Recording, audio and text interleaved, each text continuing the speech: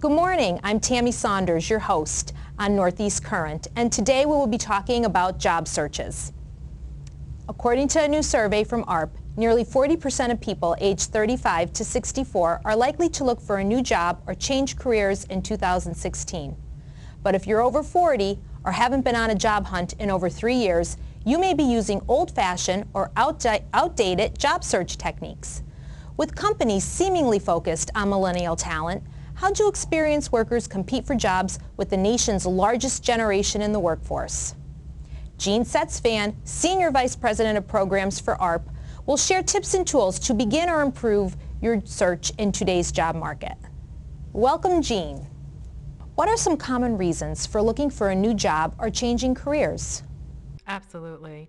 One of the most common reasons that people are looking for work in 2016 is actually more money. 3 in 4 people that we talked to in a survey recently told us that. But other reasons why people are looking for work is to find more enjoyable work and also better health benefits. What are the most effective tools and tactics for today's job seeker? Absolutely. We have a website, aarp.org/work, where you can find articles and videos about your job search, how to begin, interview tips, how to refresh your resumes, how to get out there and make new contacts and network better. We also have job listings at the site, and we also have an employer pledge program where over 300 companies who are looking for workers are doing so without any hesitation to hire anybody of all ages. Is being social media savvy still important?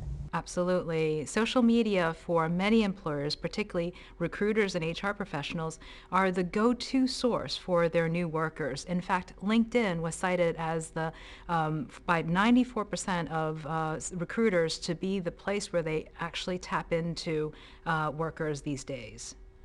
What are some obstacles older applicants can expect throughout their job search? Unfortunately, their age is one major obstacle that experienced workers are citing. They're also citing that jobs that aren't paying what they're looking for is another obstacle. Other things that they're also facing are soft local or regional job markets. So those are kind of the 3 common reasons or obstacles cited by our survey participants. Share some highlights from the Experiences with Work survey. Our survey found that 4 in 10 individuals are actually seeking new work in 2016. It's promising because I think people are looking to a new job for new opportunities, particularly in finding more money.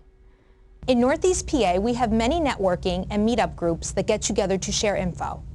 How important are those in your opinion? Networking is an essential tool as you're looking for a new job. What does that buy you? Through colleagues, through friends, they can tell you about jobs before they actually get listed. They can also tell you about the ideal characteristics that hiring managers are looking for. So it is one of the best ways and still an effective resource to use when you're looking for a new job. What do you hope to see Americans do more of in the new year to help their job search? As they're looking for a new job, I think to look towards a new future, great opportunities, is a great way to start the new year. Also, stay active in the job search. It may take on average about 7 months, so you have to be prepared to be in it for quite some time. Do research, make sure that you're out there again networking, making new contacts, finding out about where the job opportunities are, and also think about freshening up your resume. Think about the great skills that you have. Don't just think about a list of all your work experiences or positions that you've had, but think about the skill set and the great asset that you can be to a new employer. I'd like to thank Jean today for this valuable information on job search. We'll be right back after this break. Welcome back to Northeast Current. Our next topic involves retirement. A new study reveals notable uptick in retirement preparedness over the past 2 years. But is it enough? According to the Fidelity Investments Retirement Savings Assessment, people are saving more and investing more appropriately for their age, improving the overall state of America's retirement readiness. Joining us to share more on the topic is Executive Vice President of Fidelity, John Sweeney. Welcome, John. How prepared are Americans for retirement? So every couple of years, Fidelity does a survey of the preparedness of Americans to retire. We look at all ages, all income levels, and what we found was some good news was that America was on a better track to prepare or cover their essential expenses in retirement than they were just 2 years ago. We saw increases in savings rates, and we saw people willing to work longer than they had just a couple of years ago. So all that's good news. The thing that we need to address is there are about 55% of Americans who still need to take some action and improve their retirement preparedness measure and get what we call a path to green, so they get a green score. According to the study, what age group is doing the best job? So the boomers are in the best shape. They're the ones who obviously are closest to retirement. Their preparedness score was highest. The Gen Xers somewhere in the middle, and then millennials had longer to work, and clearly they're going to have a longer lifespan than their parents had. So the great news for millennials, though, is they are making progress on savings rates, and the more that they can put away today, that money will compound for them over their working career, and it will help fuel their retirement when they get to that point. Regardless of age, how do you figure out what you'll need for retirement? So what you need is a question we get asked every day, and it has a whole lot to do with your expenses. So when we think about expenses in retirement, certainly I can't say that if you have $1 million that will work, because somebody might spend $900,000 a year, and that's obviously an expense structure that's not sustainable on that asset level. So it's really about what we call the burn to earn ratio. You want to make sure that what you're burning, what you're spending, is sustainable and can be covered by the earnings from your assets and your income. What is the most significant action each generation can take to become better prepared? So the most impactful step that a young person today could take would be to save more. Again, if they can increase their savings rate, which for millennials was about 7.5% of their income, up to 15%, they will put that money away and it will compound for them over the time horizon over which they're working.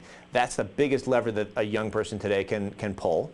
For a person approaching retirement, a boomer, the most impactful step that they could take would be to work longer.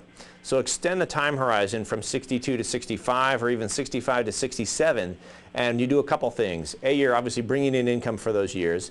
B, you're not spending your own money. And C, if you can delay Social Security, that too gives you a higher benefit for every year that you delay Social Security. You get about an 8% increase in the amount that Social Security will pay you.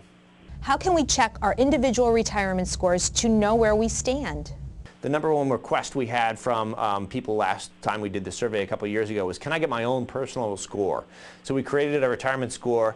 Answer 6 simple questions at fidelity.com/someday, and you can get your own score, and that's a place to begin. Remember, half of us are going to get a score that says that we need to take some action, and we fully expect that. The point is that there are steps that everybody can take at all ages and income levels and get to that path to green. I'd like to thank John for joining us today and giving us tips on retirement and our finances. And as we close out our morning show, I'd like to thank you for viewing and joining us on Northeast Current, and please tune in next Thursday. All right. That was good, though. All right, 16. Oh yeah, because I said our change careers. We're starting to get the hang of this thing now after 4 years. We're here with a good set of batteries and ready to roll. So, press secretary for the Department of Transportation. No, you're not. Oh, Mike. You're the safety press officer. You just promoted yourself. Let's start it. Don't move. About individual retirement. Was it okay? I said once. I think the first one was better. Do you? Or haven't been on a job hunt in over 3 years. See this getting old business, Regina? So you cut and edit all this yourself?